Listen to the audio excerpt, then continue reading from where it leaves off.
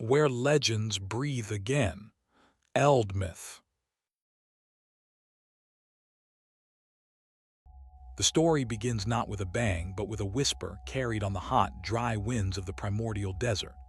Before time was measured in dynasties, before the first stone of the first pyramid was laid, there was only the swirling, formless chaos of Nu, the dark, endless waters.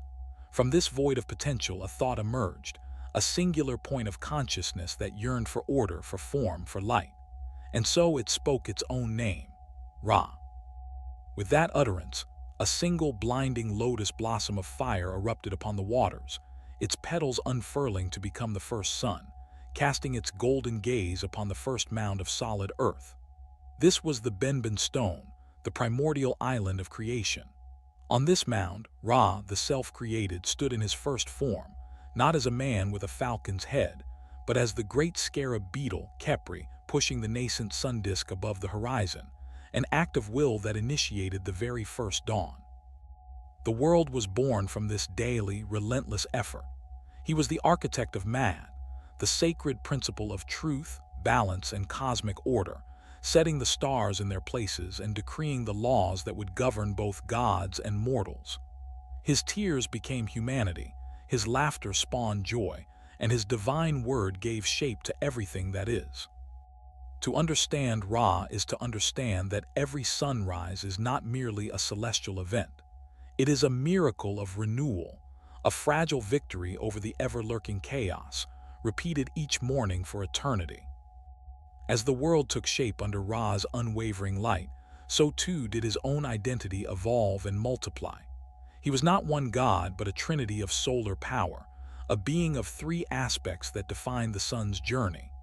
At dawn, he was Khepri, the scarab beetle, meticulously rolling his ball of dung, which was in truth the sun itself, up from the underworld and across the eastern sky.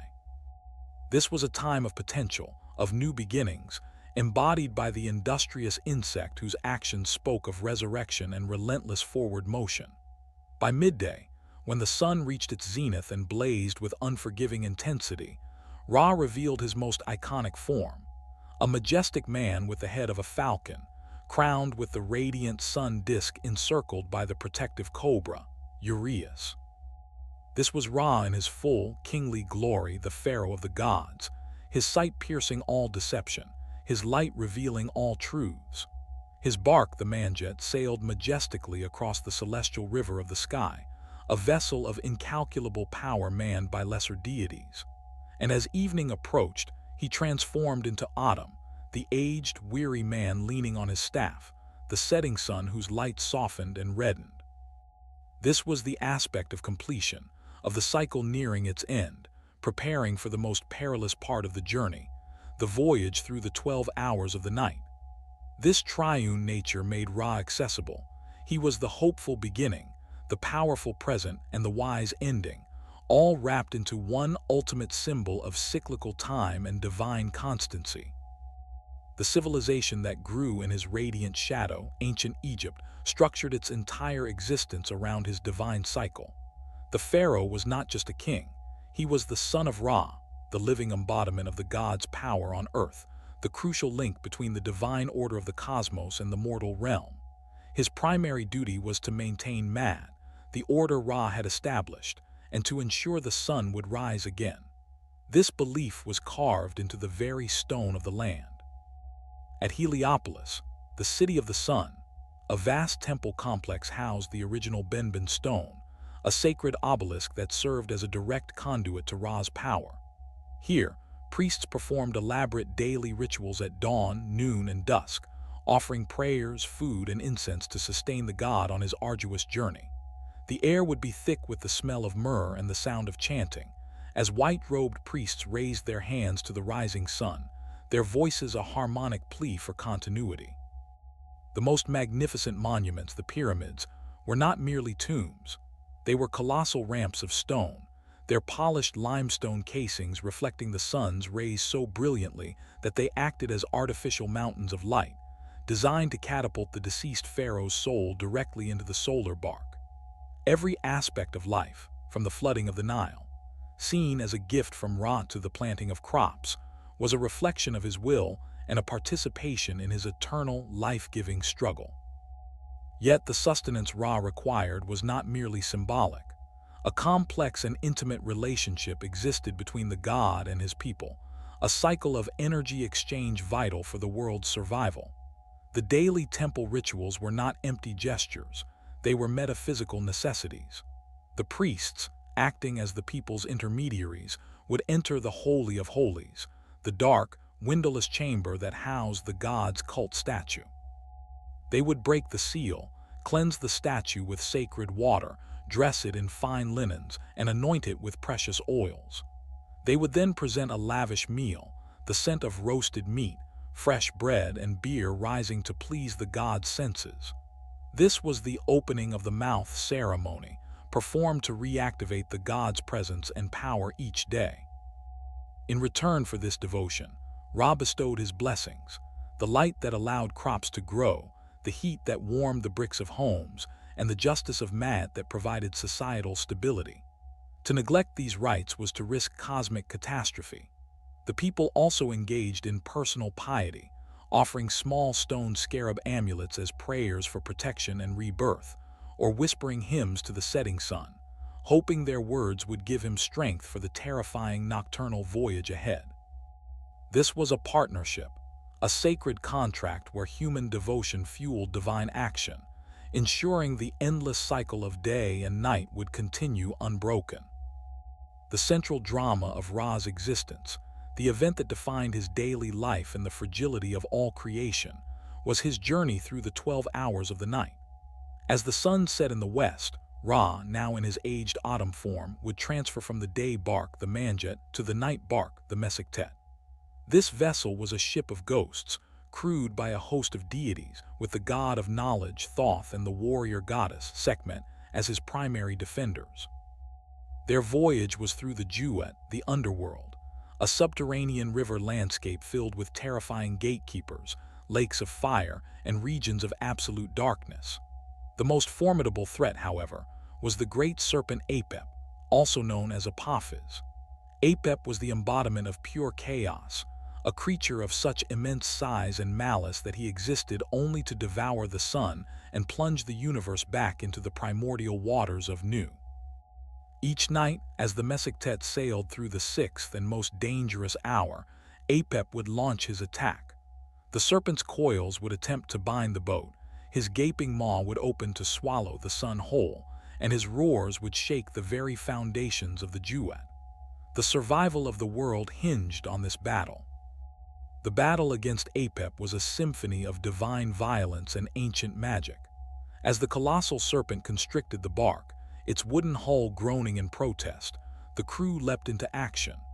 Thoth, with his ibis-headed calm, would recite powerful spells from a scroll of incantations, his words forming shimmering, tangible nets of blue energy that lashed against Apep's scaly hide, attempting to bind him. Sekhmet, the fierce lioness goddess, would transform into a whirlwind of fury, her claws like obsidian knives, her roar a sound that could shatter stone, as she leapt upon the serpent's head, tearing at its eyes. Other gods joined the fray. Set, the god of storms and chaos, used his raw, untamable power to stab his great spear into the serpent's underside, a necessary chaos to fight a greater one. But the most crucial participant was Ra himself.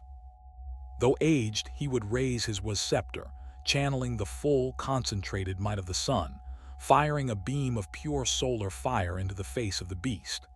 The sizzle of burning flesh, the serpent's pained hiss that echoed through the caverns, and the blinding light of the conflict were a nightly testament to the price of order. The defeat of Apep was never permanent. He was a force of nature, an eternal enemy. But each victory, however temporary, allowed the Mesektet to continue its journey, carrying the promise of another dawn. Having narrowly escaped the jaws of Apep, the Mesektet sailed into the later hours of the night, a period of regeneration and reunion. Here, the landscape of the Jewet shifted from a battlefield to a place of mystical confluence. The bark would dock at a sacred cavern where the god of the underworld, Osiris, resided. In this deeply symbolic meeting, the aged, setting sun, Ra, would merge with the resurrected king of the dead, Osiris. This union was the ultimate expression of the cycle. Ra represented the soul and power of life, while Osiris represented the body and the promise of afterlife. Their fusion, known as Ra-Osiris, was a necessary recharge of divine vitality. The sun's light, dimmed by the battle, was rekindled by the fertile, regenerative power of the earth god. As the bark progressed through the final hours, it would pass through a celestial womb, a region of the Jewett where the souls of the blessed dead, represented as shimmering stars, would chant hymns of praise, their collective faith adding to the sun's growing luminosity. The sun disk itself began to transform, taking on the soft, pink hue of the coming dawn, swelling with new life. The weary autumn began to feel the strength of Khepri returning, the promise of rebirth stirring within the heart of the night. The final, triumphant moment of the cycle was the sunrise. As the Mesektet approached the eastern horizon, the scarab god Khepri fully re-emerged, now vibrant and powerful. The great gates of the sky were thrown open by the baboon god Babi, whose excited chattering welcomed the new day. The sun disk, now fully regenerated, would break free from the confines of the Jewett, bursting over the horizon in a blaze of orange, gold, and pink light. The first rays of the sun, known as the bow of Ra, were not just light. They were the physical manifestations of the god's soul and power, reaching out to touch the world. They kissed the peaks of the eastern mountains, illuminated the dew on the lotus blossoms in the Nile, and warmed the faces of the people who had spent the night in hopeful vigilance. This was the moment of ultimate victory. The long, perilous night was over. Chaos had been held at bay for another day. Maat was reaffirmed. The day Bark, the Manjet, awaited, and Ra, now in his falcon-headed majesty, would step aboard to begin his journey across the sky once more. The world was bathed in his light, and life could continue, secure in the knowledge that the divine order remained unbroken, a testament to the endurance of its creator. Beyond the daily cycle, other legends whispered of Ra's vulnerabilities and his complex relationship with humanity. One of the most poignant myths tells of the time when Ra had grown old. His bones became like silver, his flesh like gold, and his hair the color of lapis lazuli, but his divine power was waning. Humanity, which he had created from his tears, began to plot against him, mocking his age and disregarding his laws. Enraged and sorrowful, Ra called a secret council of the gods. What should be done? He asked his grandfather, Nu, and the other elder deities. They advised him to send his Eye, the powerful goddess who existed as an independent aspect of his wrath, to punish the rebels. He sent her in the form of the lioness goddess Sekhmet, who descended upon the earth in a frenzy of bloodlust. She waded through fields of carnage, her joy in slaughter so great that Ra feared she would annihilate all of mankind. To stop her, he devised a cunning plan. He had his priests brew 7,000 jars of beer, which he stained red with pomegranate juice and poured across the fields of Dendera. Sekhmet, mistaking the red beer for blood, drank it all, became intoxicated, and fell into a deep sleep, waking as the gentle goddess Hathor. This story reveals a profound truth. Even Ra, the supreme god, was subject to the passage of time, and his justice, while absolute, could be tempered with mercy and cleverness. Another layer of Ra's mythology involves his intimate connection to the Egyptian monarchy and a secret known only to a select few. The goddess Isis, a powerful magician, desired Ra's true, secret name, the name that held the entirety of his power, the name he had spoken at the moment of creation. Knowing he would never reveal it willingly, she watched him as he walked through his palace, now an old man, a trail of spittle dripping from his lips onto the dust. Isis carefully gathered the saliva-tinged earth and mixed it with her hands, fashioning it into a sacred cobra. She breathed life into it and placed the serpent on a path where Ra would walk. The serpent struck, injecting its divine venom into the god's flesh. Ra cried out in agony, a burning pain such as he had never known coursing through his veins. He summoned all the gods renowned for their healing magic, but none could cure him. The poison, born from his own essence, was too powerful. Finally, Isis approached him, pretending to be a concerned healer. "Tell me your secret name, Divine One," she whispered, "for only the power contained within that name can draw out this poison." Ra, in his desperation, tried to deceive her with lesser titles, but the pain only intensified. Finally, broken by the agony, he surrendered his true name to her. Isis spoke it, drawing the poison out, but in that moment she absorbed a portion of his ultimate power, which she would later pass on to her son, Horus, forever linking the solar lineage to the royal line of Egypt. The legacy of Ra did not end with the fall of the pharaohs. His symbol, the sun disk, became one of the most enduring icons in human history. During the reign of the pharaoh Akhenaten, the worship of Ra was pushed to a radical extreme with the promotion of the Aten, the sun disk itself, as the sole, supreme god, prefiguring aspects of later monotheistic beliefs. In the classical world, Greek and Roman travelers to Egypt syncretized Ra with their own gods, Helios and Apollo, blending his attributes as a solar deity. During the Renaissance and Enlightenment periods, European scholars, fascinated by newly translated Egyptian texts, saw in Ra a symbol of enlightenment itself, the divine light of reason banishing the darkness of superstition. Obelisks sacred to Ra were transported to Rome, Paris, London, and New York, where they stand today not as religious objects, but as timeless symbols of ancient grandeur and the eternal pursuit of knowledge. His image permeates modern popular culture, from comic books where he is a cosmic entity of immense power, to films and video games where his myths are reimagined for new audiences. The name Ra is invoked in science fiction, often for starships or planets, carrying with it the ancient connotation of ultimate light and life-giving power.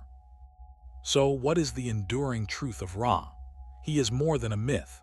He is a profound archetype woven into the human understanding of existence. He represents the fundamental belief that order can and must be wrested from chaos, that light will always follow darkness, but that this victory is never guaranteed.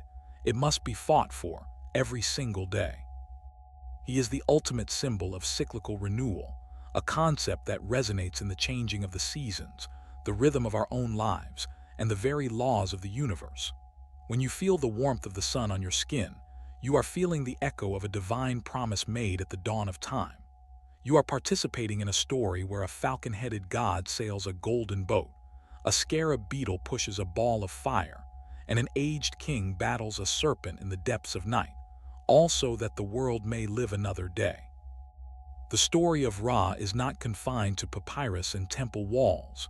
It is written in the light of every sunrise, a perpetual, silent epic reminding us of the delicate, precious balance of our world and the incredible, enduring power of a single, self-created light in the vast, waiting darkness. Another legend fades, but the next awaits. Like this video, subscribe and continue the journey through myths.